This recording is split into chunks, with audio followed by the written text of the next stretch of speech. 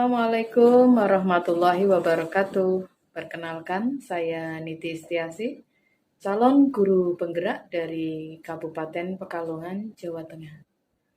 Berikut saya akan mengulas filosofi pendidikan menurut Ki Hajar Dewantoro. Pemikiran-pemikiran beliau, Ki Hajar Dewantoro sebagai pahlawan pendidikan di Indonesia.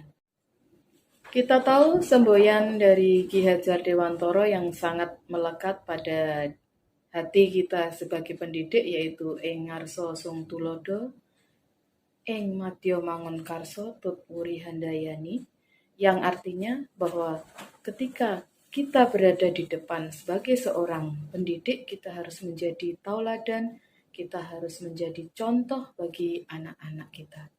Ketika kita berada di tengah-tengah murid-murid kita, kita harus menjadi seorang inspirator, menjadi inovator bagi mereka.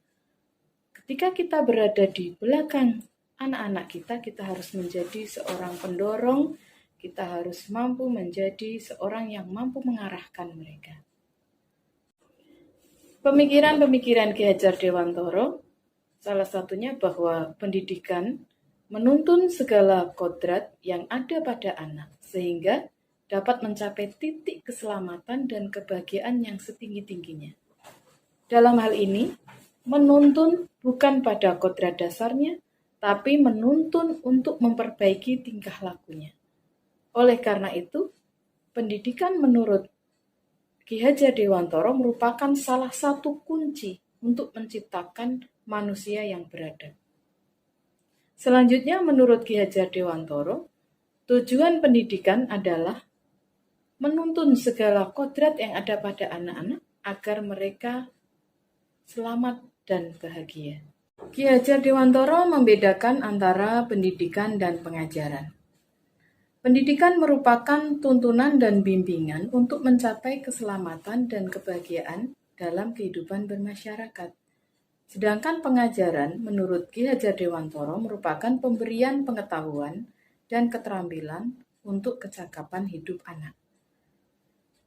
Ki Hajar Dewantoro mengibaratkan seorang pendidik adalah seorang petani, sedangkan murid sebagai benih tanaman.